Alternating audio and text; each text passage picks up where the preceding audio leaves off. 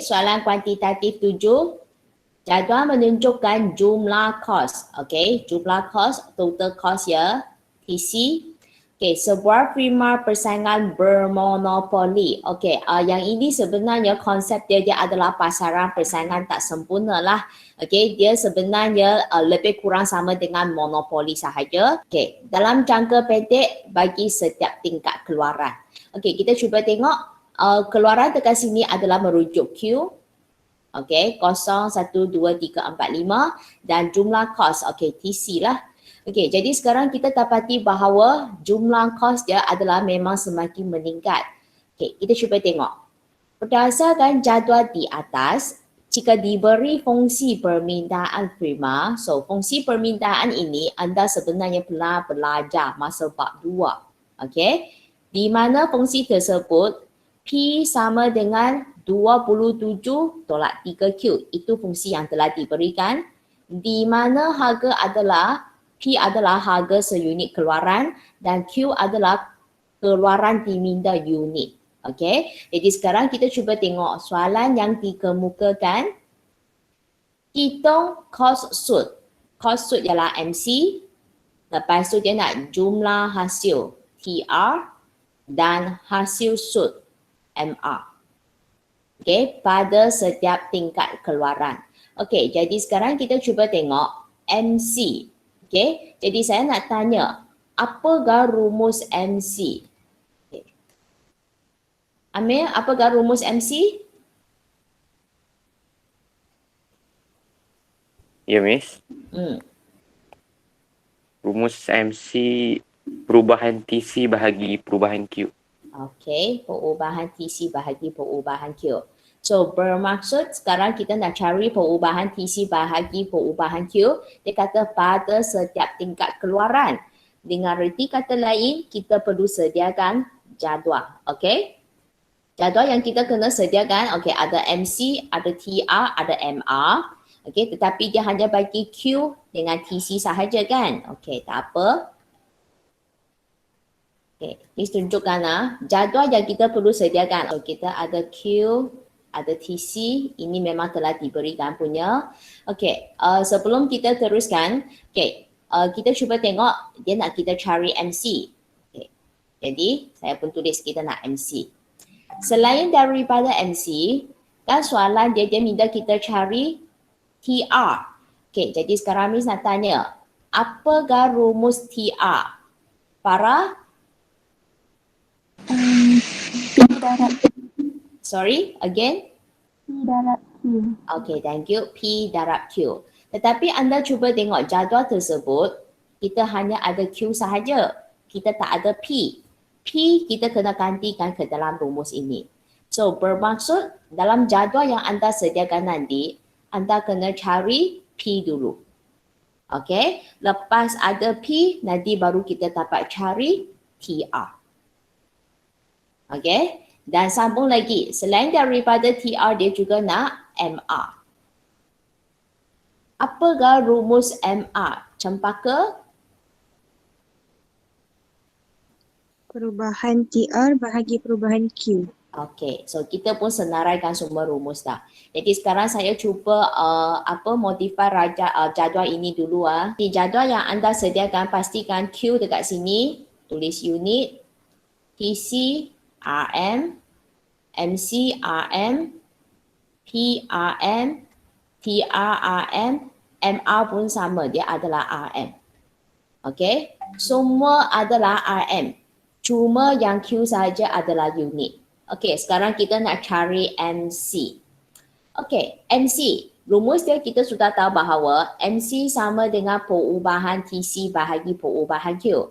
Jadi perubahan TC, yang ini banding dengan yang sebelum. Yang sebelum punya cuba tengok. Sekarang output dia adalah sifar dah. Yang sebelum memang tak ada. Jadi memang kita tak boleh buat perbandingan pun. So yang untuk pertama ini kita letak dash sahaja. Okay, yang kedua. Okay, pada output satu unit. Sila beritahu saya tentang pengiraan anda. Kimi? 22 terhadap 10 Bahagi? bahagi 1 terhadap 0. Okey, kita kena tunjukkan 22 tolak 10 bahagi 1 tolak 0. Kini berapa jawapan anda? 12. Okey, 12 apa? 12 ringgit. Okey, pastikan ada tulis RM, baru tepat. Okey, so kita pun isi 12. Kimi sambung? 12, 8, 4, 6, 8. Okay, thank you. Okay, sekarang kita nak cari tentang P. Okay, P macam mana kita boleh dapatkan? Okay, tengok semula rumus yang diberikan. P sama dengan 27 tolak 3Q. Jadi kita pun tulis P sama dengan 27 tolak 3Q. Okay, so sekarang saya pun gantikan. Okay, katakan Q. Masa itu Q adalah sifar. Okay, so jawapan kita, okay, darab jadi kosong, jadi terus dapat RM 27. So yang pertama ini, dia akan jadi 27. Bagaimana pula yang seterusnya? Rules ID? Yes, Miss. 24, Okay, lagi? 21, 18, 15, 12. Okay, so itulah dia. So jawapan dia tepat sekali. Itu adalah untuk P. Selepas kita ada P, barulah kita dapat cari TR. Jadi rumus TR tadi anda pun sudah beritahu saya sama dengan P darab dengan Q. Okay, jadi sekarang sila tengok pengiraan yang pertama itu. Okay, Diana boleh bagi tahu saya pengiraan kamu? Bagi satu pengiraan je, apa darab apa? 24 darab 1. Okey, kejap ya. P kita 24 darab dengan 1. Berapa ya? Diana? RM24. Okey, yes. Pastikan ada RM. Baru tepat. Okey, jadi Diana yang pertama tu berapa? Sifar. Sifar. Okey. Lepas tu, 24, okey. Lagi? 42, Hmm. 54, 60, 60. Okay, yes, tepat. So jawapan TR dia sudah betul semua. Dan sekarang kita nak tengok MR. Okay, cuba tengok MR. Anda sudah tahu rumusnya, perubahan TR over perubahan Q. Jadi sekarang anda cuba tengok Q yang sebelum dia tak ada. TR yang sebelum dia pun tak ada. Jadi yang pertama dia jadi dash. Ingat adalah dash bukan kosong sebab memang tidak dapat dikira. Okey, jadi sekarang bagi pengiraan dia, sila terangkan pengiraan anda. Syafika, Ya, Miss. terangkan satu pengiraan. 24 tolak kosong bahagi 1 tolak kosong RM Okey. 24. Kejap ya. 24 tolak kosong bahagi 1 tolak kosong. Dapat berapa? RM 24. Okey, yes, RM24. Jadi dekat sini kita pun tulis 24. Okey, Syafika sambung. 18, 12, 6, kosong. Okey. Okey, jadi kita tengok semula soalan dia. Hitung kos sud jumlah hasil sud pada setiap tingkat keluaran. Okey, jadi kalau anda dapat sediakan jadual yang sedemikian maka penuhlah dan pastikan sekurang-kurangnya ada satu pengiraan. Rumus dengan pengiraan. Tunjuk satu sahaja. Yang lain tekan kalkulator. Okey, so ini adalah soalan A. So selesai. Okey, kita sambung dengan soalan B pula. Okey, soalan B. Tentukan tingkat harga, dia nak cari harga dan kuantiti keseimbangan firma. So, kalau katakan keseimbangan firma, sekarang saya nak tanya, ada berapa pendekatan untuk kaji keseimbangan firma ini? Nazira, 2, Miss. apa pendekatan tu? TR dengan TC dengan MR. Yadesh, lagi satu pendekatan? MC dengan MR. Yes, okay. So sekarang kalau saya nak tanya berkaitan dengan pendekatan TRTC, nak keseimbangan tu macam mana ataupun bila masanya kita kata capai keseimbangan? Esther, kalau TRTC. Cari perbezaan. Beza apa? Yang paling besar. Beza yang paling besar itu beza positif ke negatif? Positif. Yes, kita akan cari beza positif yang paling besar. Kalau saya nak kaji melalui pendekatan MRMC, bila masa dia capai keseimbangan? Aida? MR sama dengan MC. Okay, thank you. MR sama dengan MC. Okay, jadi dekat sini ada dua pendekatan. Okay, mana-mana satu kita pun boleh pakai sebab soalan dia tak minta pun. Okay, you boleh pilih sama ada TRTC boleh, MRMC pun boleh. Okay, tetapi macam mana nak tentukan mana satu yang anda nak pilih? You kena tengok jadual anda. Kita ada TR, kita ada TC. Okay, kita boleh guna pendekatan ini. Selain daripada itu, kita juga ada MRMC. Tetapi kalau kita guna pendekatan TRTC, sebab tadi sudah beritahu, nak cari keseimbangan beza positif yang paling besar. Dengan reti kata lain, ada kena tambah satu kolom lagi nak cari dia punya untung dan cari beza positif yang paling besar. Okey, kalau kita nak senang, kita terus tengok pendekatan yang kedua itu. Sebab kita terus cari di mana MR sama dengan MC. Jadi sekarang kita pilih yang ini. Okey, tengok pendekatan MRMC ya. Okey, fokus yang ini dengan yang ini. Tengok bila masa dia adalah sama punya. Okey.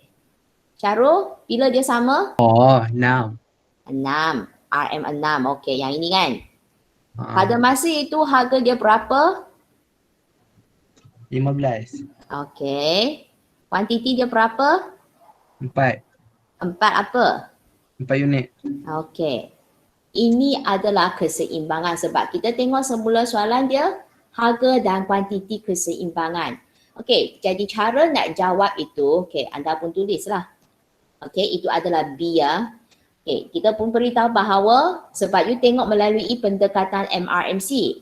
Beritahu, keseimbangan prima tercapai apabila MC sama dengan MR. Okey, lepas itu anda beritahu dengan berdasarkan jadual.